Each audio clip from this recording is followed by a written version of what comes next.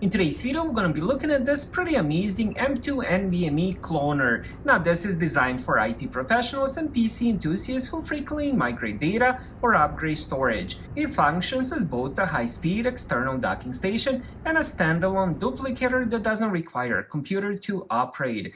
This is by the company MAIWO, which ended up sending me one of these for my honest review and testing. Let's start with the unboxing first. Alright, so we have the tool here. We'll put it on the side just for now. Let's check the accessories. Alright, so right on top, we do have a little bit of compatibility. So this is going to work with NVMe M.2s, and it's not going to work with the SATA M.2s. We also do get a user manual.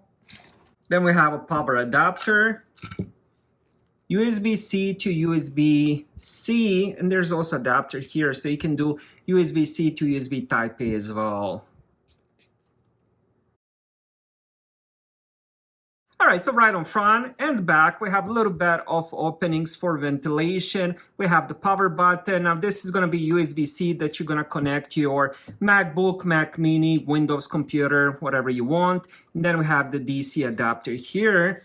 Now on top, we have the source and the target. We have the clone button. As I mentioned, you can end up using this without connecting to a computer. So all you have to do is just plug in two of these. One you want to transfer to the other one. And then here we do have the cloning process from 25 all the way up to 100%. All right, so what I ended up doing is connecting the power adapter, and then we're going to connect this USB-C here. And then we're going to connect the other one to my MacBook. All right, now that we have that, here I do have two NVMe's. I do have this Samsung 980 Pro. This is going to be my source. This is the one where it has a lot of files. And then I also do have the ID Sonics. This is the one I'm going to use as a target. So let's end up plugging them in. So all you have to do is just adjust them here. I'm going to do it a little bit at an angle. There we go. Do the same thing on this one.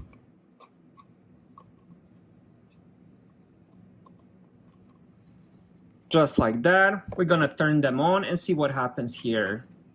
I have a little blue light here. And it's asking me if I want to allow the accessory, allow. And just like that, we have both drives right here. So if you use it like this, you can end up using this as a docking station. So if you want to move files from one to the other one, you can easily do that. So on this one, I have about, I believe, 180 gigabytes of files, usually just my backup videos from recording and stuff like that. And then on the other one, I don't have anything. So if you want to do a simple drag, you can easily do that. So I can easily end up dragging this one to the 2 terabyte one.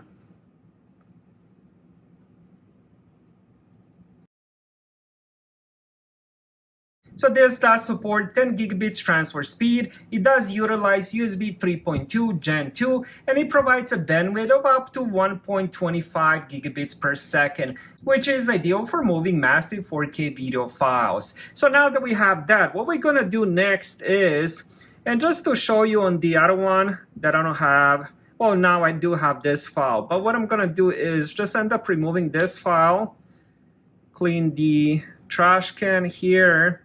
I just want to keep it empty because we're going to do the cloning process.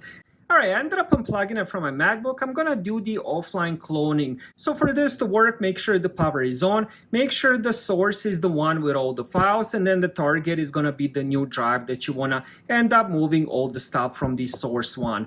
Now, another thing I should point out, this target drive has to be the same amount of gigabytes or more. So for example, this one has 1 terabyte, this one has 2 terabyte. It can be the same, but it can be the less. All right, the next thing you want to do is push the power button once, then push it back in, and then you should see both of these lights on. If one of these lights flashes red, that means something is defective. Now that we have everything, we're ready to clone. So here is the clone button. So all you have to do is just hold that, and then all of these lights will start flashing, and then we're going to press it again.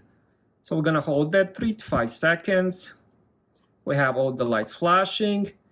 And now we press that again, and now it's doing the cloning. All right, just finished. It took around 10 minutes, I believe exactly 10 minutes. So here is how it looks once it's done. And I was right. As the lights flash, once it completes 25, it goes solid, and then so on and so on. So what we're going to do next is connect it to computer. For that, we're going to turn it off.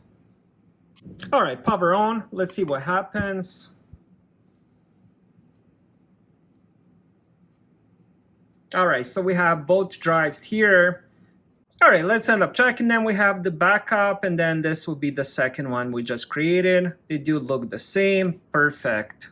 So this dual M.2 cloner and a docking station is a reliable Swiss Army knife for storage. Whether you're upgrading your laptop's boot drive or just need a fast way to access two M.2 drives at once, its combination of 10 gigabits per second speed and offline cloning makes it a top-tier utility tool. This is definitely something I recommend. Thank you guys for watching. Have a great day.